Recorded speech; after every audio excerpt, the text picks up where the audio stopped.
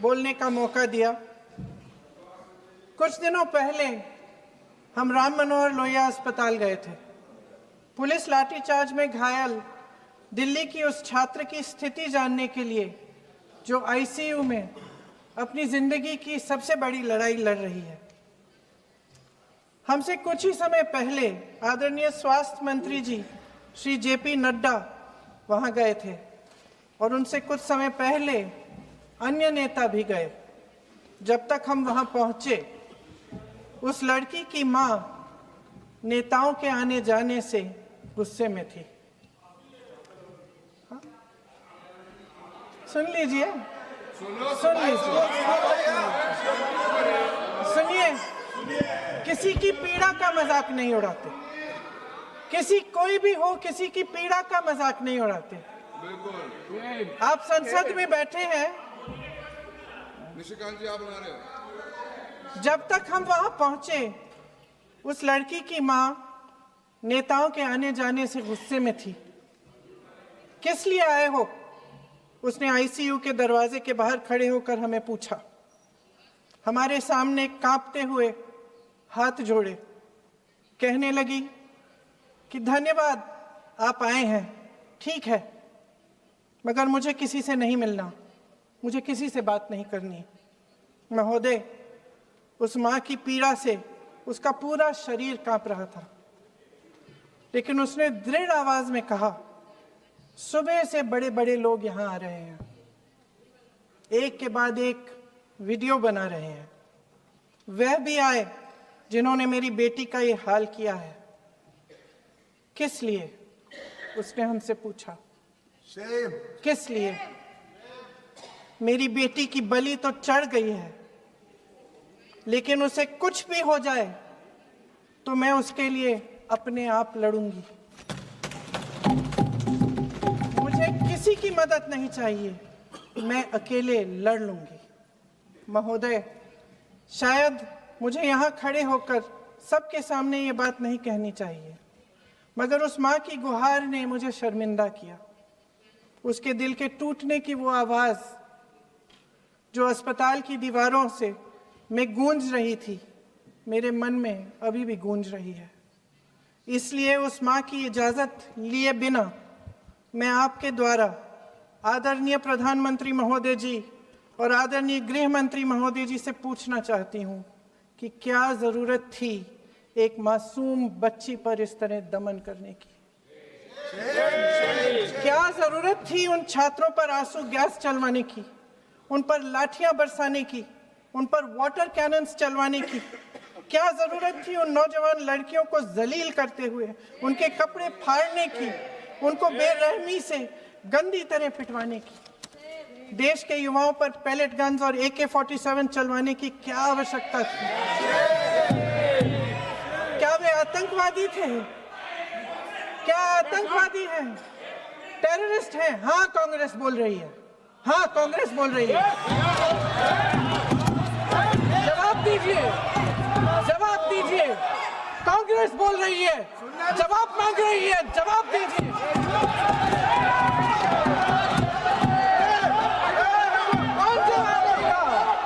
कौन जवाब देगा? गृह मंत्री जी जवाब देंगे। किसने ऑर्डर दिया? किसने ऑर्डर दिया पैलेट गन्स चलाने के लिए? किसने ऑर्डर दिया? आपके माध्यम से मैं पूछती हूं अध्यक्ष महोदय, किसने ऑर्डर दिया? प्रधानमंत्री जी ने दिया? गृह मंत्री जी ने दिया? जवाब देंगे? पूरा देश पूछ रहा है, सिर्फ कांग्रेस पार्टी नहीं पूछ रही है, पूरा देश पूछ रहा है। अध्यक्ष महोदय, देश के माता पिता पूछ रहे हैं, छात्र पूछ रहे हैं, अध्यापक पूछ रहे हैं, पूरा देश आज ये पूछ रहा है। और आपकी जिम्मेदारी बनती है कि आप इस सवाल का जवाब दें।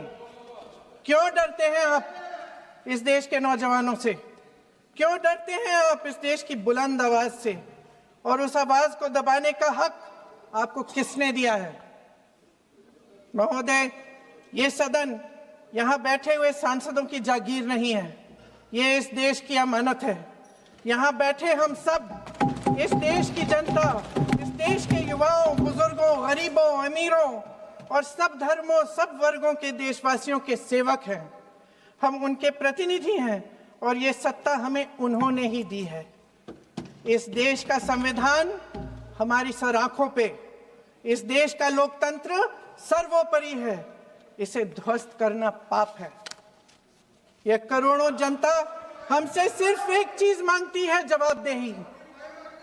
इंग्लिश में इसे अकाउंटेबिलिटी कहते हैं। हमें सत्ता देकर, हमें यहां तक लाकर सिर्फ उसकी ये गुहार है कि जो हम करें उसकी भलाई के लिए करें, और अगर उनके साथ अन्याय हो तो हम उनके प्रति जवाबदेह बने और उन्हें न्याय दिलवाएं। पिछले दिनों हजारों बच्चे सड़क पर उतरे। उन्होंने अपनी पीड़ा व्यक्त की। गांधी जी के दिखाए हुए रास्ते पर अहिंसा और सत्य को अपने दिलों में रखते हुए गाते, मुस्कुराते हुए शांतिपूर्वक प्रदर्शन किया। लोकतंत्र के सबसे पवित्र सिद्धांत के तहत उन्होंने अपनी आवाज उठाने का अधिकार कायम किया।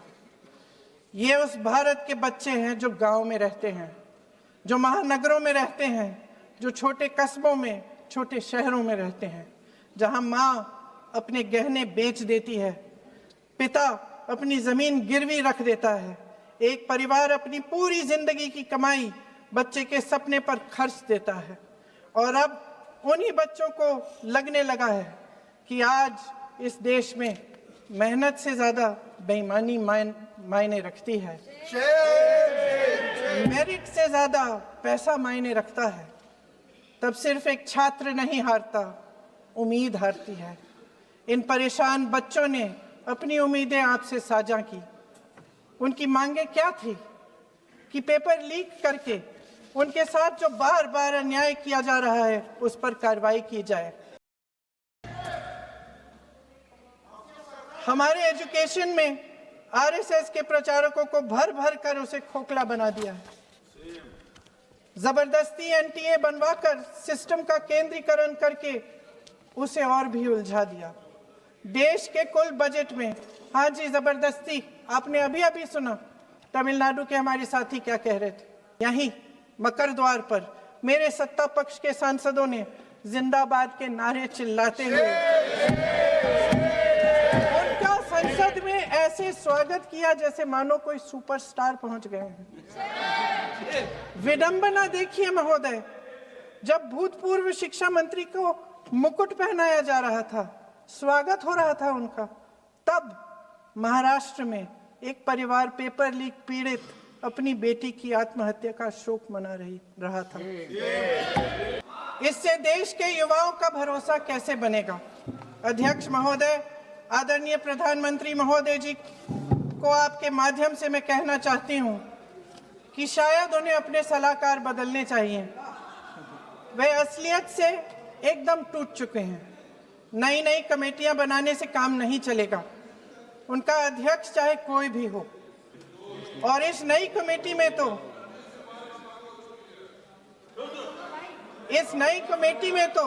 एक एक्स आईबी चीफ, फिर चिल्लाएंगे, एक एक्स आईबी चीफ, एक आईटी कंपनी के मालिक और एक गौमूत्र के विशेषज्ञ भी हैं।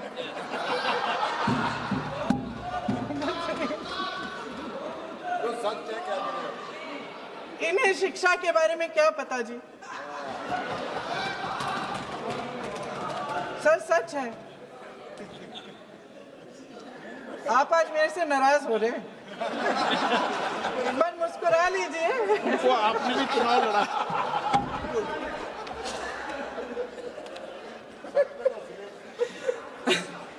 सर, फास्ट ट्रैक कोर्ट्स का रिकॉर्ड पहले से ही बहुत खराब है।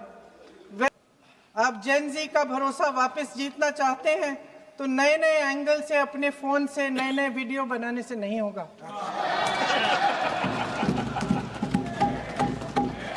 प्रधानमंत्री जी को कैमरे का एंगल नहीं, दिल का एंगल बदलना पड़ेगा।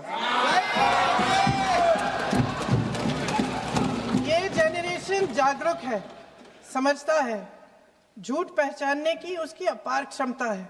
अपनी नीयत ठीक करिए, अपनी अकड़ का इलाज कीजिए, अपने वादों पर अमल कीजिए।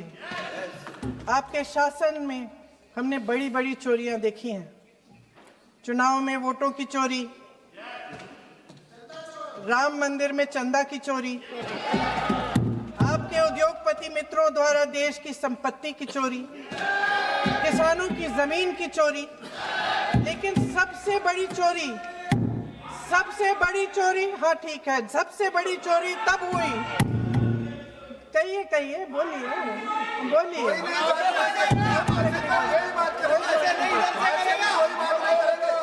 सुन लीजिए, शांति से सुन लीजिए, आपको मौका मिलेगा, आप जितनी भी चोरियों की बात करना चाहते हैं आप कर लीजिए, अभी मेरा समय है। सबसे बड़ी चोरी तब हुई जब देश के नौजवानों के भविष्य, उनके सपने चुराए गए। भविष्य की चोरी, सपने की चोरी किसी भी चोरी से कहीं बड़ी होती है महोदय।